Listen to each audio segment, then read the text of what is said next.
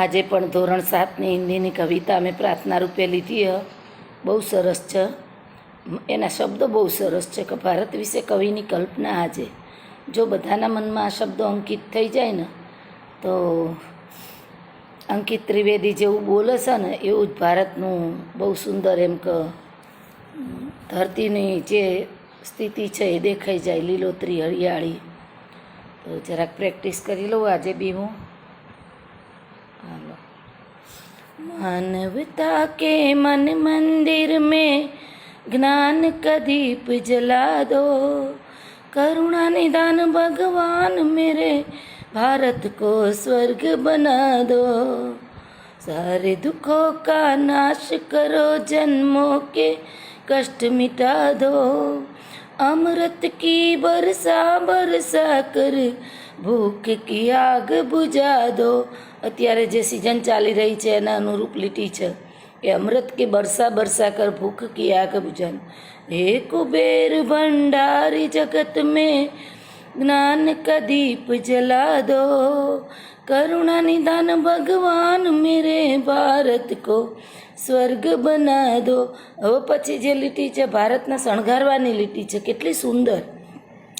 नव प्रभात फिर महक उठे मेरे जीवन की फुलवारी, सब हो एक समान जगत में रहे न कोई खाली, रहे न सब हो एक સમાન. અમીર ગરીબની વ્યાખ્યા સમજાવવામાં આવી, પણ આપણે ભારતની જે અસમાનતા છે એ ખાલી થતી જ નહીં. અમીર અમીર જ બનતા જાય ને ગરીબ ગરીબ જ બનતા જાય.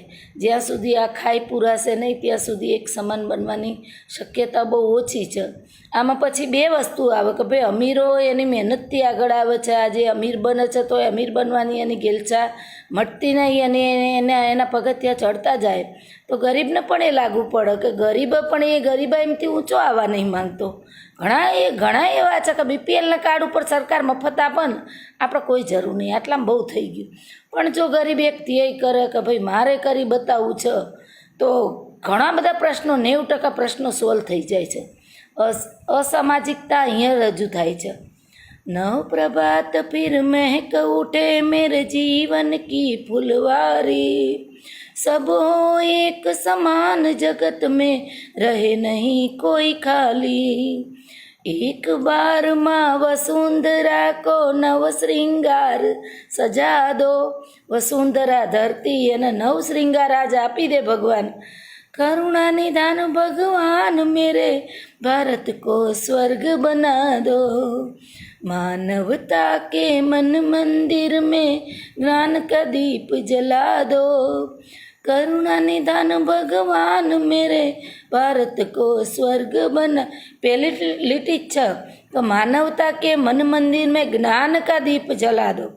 જો દરેક જગ્યાએ જ્ઞાનનો દીપ એ થઈ જાય, પ્રજ્વલિત થઈ જાય તો ખરેખર એમ કે અને શિક્ષણ બહુ જરૂરી છે. હું જ્યાં નોકરી કરું છું સૌરાષ્ટ્રમાં, લગભગ સૌરાષ્ટ્રમાં એમ કે શિક્ષણનો અભાવ છે.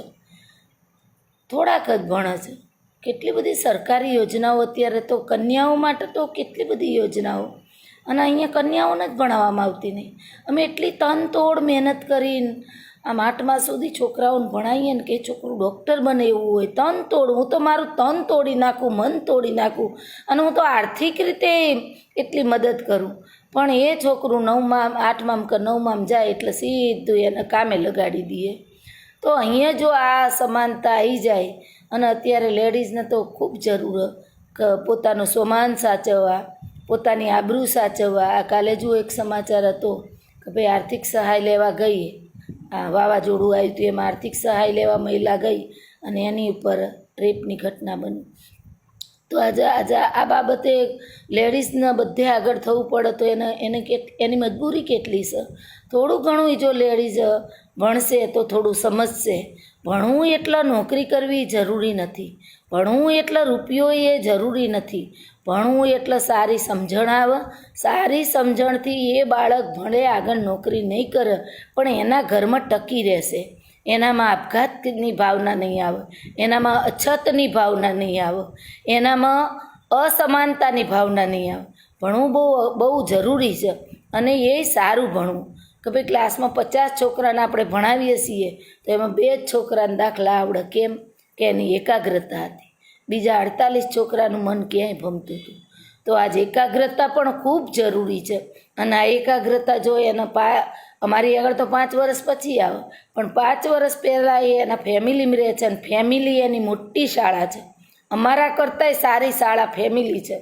તો જો એ 5 વર્ષ પહેલાં ફેમિલીમાંથી સારું શીખીને આવશે, કંઈક ગણકારીને આવશે, તો અહીંયા સ્કૂલમાં પણ ગણકાર તો થશે. બાકી તો એક જ વાત કે ભાઈ 5 કલાક અમારી જોડે રહે, અમે એમ કહીએ કે ગાળો ના બોલીશ, પણ 19 કલાક જો ગાળો ઘરે રહે અને ઘરે જો 19 કલાક ગાળો બોલાતી હોય તો એ બાળકને કદાચ હું તૂટીને મરી જાઉં તો એને ગાળો બોલતા ભૂલવાડીશ નહીં. એટલે આ બેય બાજુ નક્કી થાય. શિક્ષણમાં પણ નક્કી થાય અને ફેમિલી પર પણ નક્કી થાય. જો આ બે પાત્રો, વાલી અને શિક્ષણ, 2 પાત્રો જો એકબીજાને સમજી જાય અને એકબીજાને સાથ સહકાર આપે ને તો જ્ઞાન કા દીપ જલા દો એ શબ્દ કવિએ લખવું જ ના પડત. અસ્તુ.